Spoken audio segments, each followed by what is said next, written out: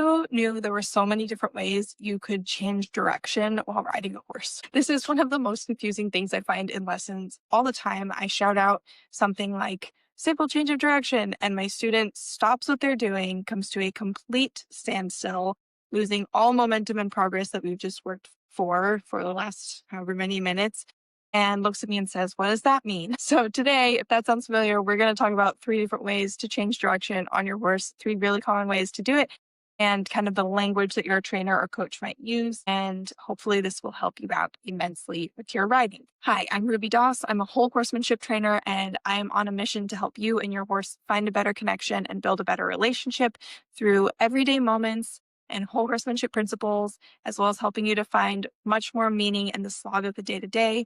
If you're on my email list, make sure to check your inbox because there is a printable resource there that is going to be super helpful for you with this weekend's mission of learning how to change directions better. And if you're not on my email list, don't worry about it. You can always add and you will get instant access to this printout as well as all of the other printouts for this entire playlist. So please go do that. And then let's get into the video.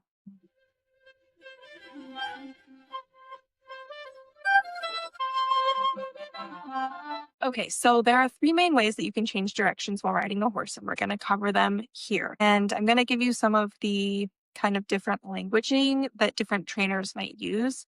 One of the cool things about my program is we teach both English and Western, and so I kind of use a lot of these terms interchangeably. But the downside of that is a lot of times it leaves my students a little bit confused because they're used to hearing one term or another, and I throw out kind of one that they're not as used to. So we're going to go over the 3 different ways, starting with a simple change of direction. So a simple change or a half circle change of direction, or some people maybe say a teardrop change of direction, is kind of what it sounds like. It's you're riding down the rail to the right and you turn either to the inside or outside and ride a teardrop, and now you're going left. So this is a really helpful change of direction when you're riding in a group because it doesn't take up a lot of space. You don't have to cut across the middle, and multiple people can be doing different things at the same time, and you're kind of going to stay out of each other's way. This is also a really helpful one if you are doing a lot of circling exercises or suppling exercises, anything with a kind of inside bend, or if, like, let's say you're going to change direction and go to a leg yield, this can be really helpful. And I often use this one when we're also like kind of a little bit in a hurry and I just need to get you going the other way so we can do the exercise the other direction. So in different disciplines, people will turn different directions. So sometimes you'll see people turn toward the rail to change direction, and other times you'll see people turn away from the rail. You'll also find that different sizes might be appropriate at different times. So if you're in like a really nice forward trot, you might do a little larger teardrop shape back to the rail. And if you're in like maybe a walk or you're on more sporty horse that can handle a little quicker turn, you might do something a little faster and just kind of turn around and go. The most extreme version of this might even be like a rollback, like you just kind of like turn without actually, or like a pivot without even actually kind of making the full teardrop shape, if that makes sense. But that is a simple change of direction. If you're doing this at a posting trot, just make sure you change your posting diagonal and you're good to go. Okay, the next change of direction that we're going to be talking about is changing across the middle. So this again is fairly common, probably not as common when you're riding in big groups because you don't want to be causing collisions, and this can be a little bit of an unpredictable way to change direction.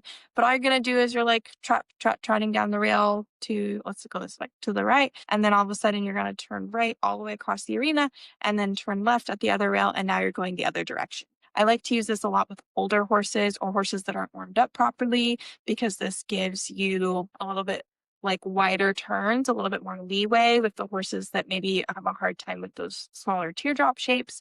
I also like to use this more with students who are learning to change their posting diagonal because it gives them more room to do that in a more balanced way. They're not on a turn when they're changing their diagonal. And then I also like to do this with horses that I'm practicing straightness and corners with, as opposed to circles. Both are helpful. They both have different purposes, but sometimes I really want my student to turn and go straight, and sometimes I really want them to make a nice, beautiful arch. So depending on that kind of factor, I might either say change across the middle or simple change. And that brings me to the final type of changing direction, which I think is an incredibly valuable one for all types of riders to know, but seems to, for whatever reason, be the most challenging to learn. This is changing across the diagonal or changing rein across the diagonal. This is a really great one when you are at any kind of speed. If you're cantering, this is a really helpful one because it gives you a lot of room and you don't have to make any sharp or sudden movements.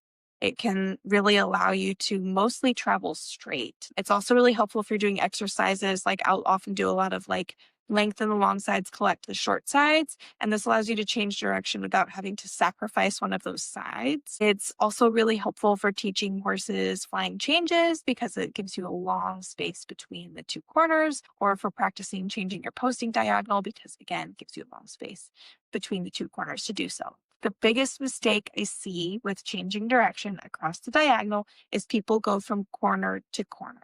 It's not actually corner to corner. If you go from corner to corner, it defeats the entire purpose because the entire purpose is not to have to make sharp turns. And if you're going from the corner to the other corner, you're putting yourself in two positions where you need to make sharp turns. So the correct way to ride this is to go deep into your first corner of the short side, deep into your second corner of the short side, and wait until you're already beginning to travel down the long wall of the arena. And once you find yourself going straight down the long wall, now you're going to make your turn. And your turn is going to be aimed about maybe, I don't know, if we were in a dressage arena, it'd be at the next letter. So it might maybe like 10 meters or so closer to you than the opposite corner. So if we'll definitely put up a graphic for this. This is a little tricky, but you're basically aiming from the long wall to the opposite long wall, and you're giving yourself room to go down the long wall just a few steps before your next deep corner and then another deep corner on the next short side. The way I recommend learning this is with either cones or dressage letters set out in your arena. It doesn't have to be measured perfectly, but put those cones, like 4 cones each, just a little ways down the long side from the actual corner of your arena. And you're going to practice going from cone to opposite cone and then riding your corner, riding the next corner, and then cone to opposite cone and riding both corners. So you're practicing going from cones to cones. Eventually, you want to be able to do this without the cones, but when you're first learning, this can be a really helpful way of making sure that you're not skipping your corners or cutting off a whole chunk of your arena. And that's it. Those are 3 different ways to change direction and kind of the different languaging you might hear your trainer using. If you can think of another one, or if you have any questions about that, let me know in the comments. And otherwise, I'll see you in the next video. Make sure to hug your horse for me.